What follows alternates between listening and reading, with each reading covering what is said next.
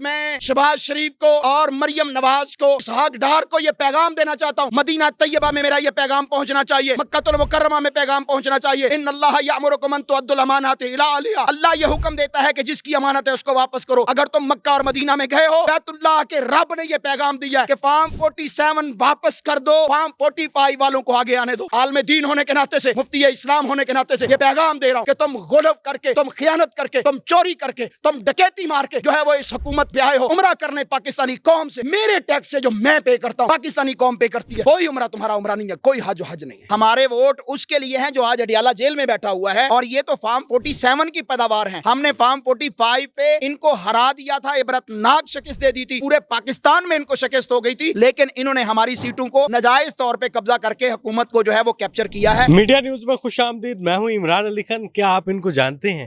یقیناً جانتے ہوں گے، دبنگ شخصیت علامہ عبدالقیوم ظاہر صاحب موجود ہیں، جب بولتے ہیں تو بڑے بڑوں کو ہلا کر رکھ دیتے ہیں۔ السلام علیکم علامہ صاحب۔ وعلیکم السلام ورحمۃ اللہ جی۔ آپ کے ملک کی حکومت، آپ کا وزیر اعظم، آپ کے وزیر اعلیٰ اپنی پوری کابینہ کے ساتھ عمرے پر گئے ہیں، کیا کہتے ہیں، کیا رائے ہے آپ کی؟ عمرے پر گئے ہیں تو کس مقصد کے لیے 3 روزہ دورہ کیا جائے گا، اور کہہ رہے ہیں کہ کمرشل فلائٹ پر گئے ہیں، سب اپنا اپنا خرچہ کر کے گئے ہیں۔ پہلی تو بات یہ ہے کہ یہ ہمارا وزیر اعظم نہیں ہے، ہماری حکومت نہیں ہے، وزیر اعلیٰ پنجاب ہماری وزیر اعلیٰ نہیں ہے۔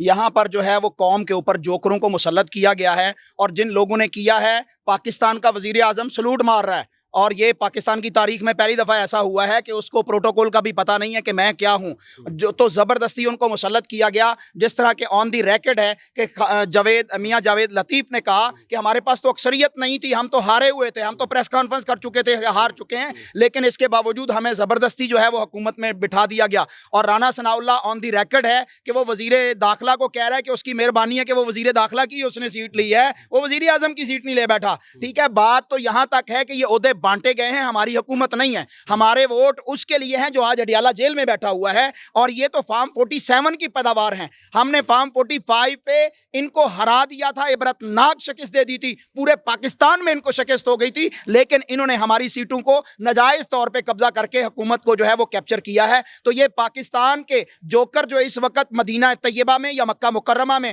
جائیں گے یا گئے ہوئے مدینہ منورہ میں پہنچ چکے ہیں، میں پوچھنا چاہتا ہوں کہ پاکستان میں جو ہے وہ زہر کھانے کے لیے آپ کے پاس پیسے نہیں تھے، پاکستان ڈیفالٹ ہو چکا ہے۔ وزیر دفاع یہ بیان 2 دفعہ دے چکا ہے، خواجہ آصف کی، یہ پاکستان ڈیفالٹ ہو چکا ہے۔ آج پاکستان کے پاس پیسہ نہیں تھا، آپ کس طرح عمرہ کرنے کے لیے گئے؟ آپ اس سے پہلے جب وزیر نہیں ہوتے کتنے عمرے کرتے ہیں؟ جب ان کی حکومتیں نہیں ہوتی تو ان کو کوئی عمرہ یاد نہیں ہوتا، جب یہ حکومت میں آ جاتے ہیں تو یہ عمرہ کرنے کے لیے جاتے ہیں، تو ان کا کوئی عمرہ نہیں ہے، کیونکہ یہ صرف پاکستان کے چور ہیں جو جا کے وہاں پر اپنی تصویریں فوٹو سیشن کروائیں گے۔ یہاں پر چھوٹی فوٹو سیشن ہو رہی تھی، تمہیں عزت جو ہے وہ اللہ تبارک و تعالیٰ نے نہیں دی، تم نے زبردستی جو ہے وہ قوم کے سر پر مسلط ہو۔ لیکن اللہ تبارک و تعالیٰ کا یہ پیغام آج میں شہباز شریف کو اور مریم نواز کو، اسی طرح جو ہے وہ اسحاق ڈار کو یہ پیغام دینا چاہتا ہوں، مدینہ طیبہ میں میرا یہ پیغام پہنچنا چاہیے، مکہ المکرمہ میں پیغام پہنچنا چاہیے، ان اللہ یأمرکم ان تؤدوا الامانات الی اہلھا، اللہ یہ حکم دیتا ہے کہ جس کی امانت ہے اس کو واپس کرو۔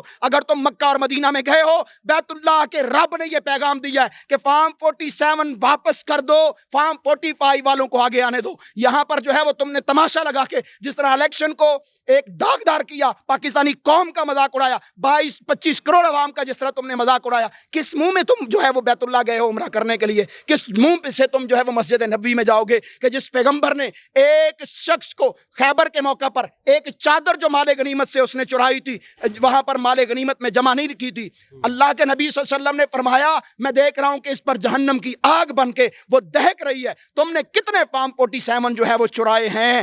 فارم 45 کتنے تم نے مسخ کیے ہیں؟ کس قدر جو ہے وہ ریگنگ کی ہے؟ آج تم کس منہ سے جو ہے وہ مدینہ طیبہ میں گئے ہو اور کس منہ سے تم جو ہے وہ مکہ مکرمہ میں جاؤ گے؟ تمہارا کوئی عمرہ نہیں۔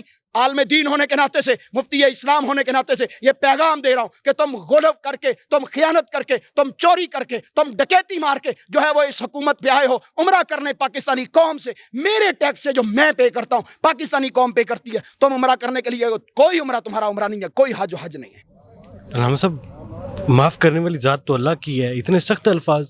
پہلی بات یہ ہے کہ اللہ تعالیٰ معاف کرنے والا ہے، ہم اس سے انکار نہیں کرتے، لیکن اللہ اپنے حقوق معاف کرنے والا ہے، بندوں کے حقوق وہ معاف نہیں کرتا اس وقت تک جب تک بندے جو ہیں ان کو راضی نہ کیا جائے، ان کا حق واپس نہ کیا جائے۔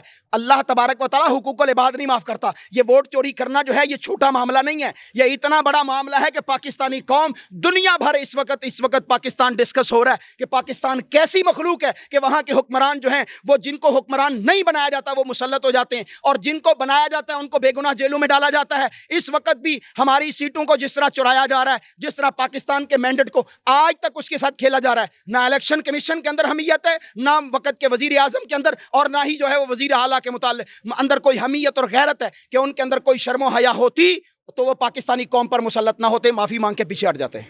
علامہ صاحب بے حد آپ کا شکریہ جی۔ علامہ صاحب عبدالقیوم صاحب ہمارے ساتھ موجود تھے۔ بعد میں ملتے ہیں، اپنا بہت خیال رکھیے گا، اللہ نگہبان۔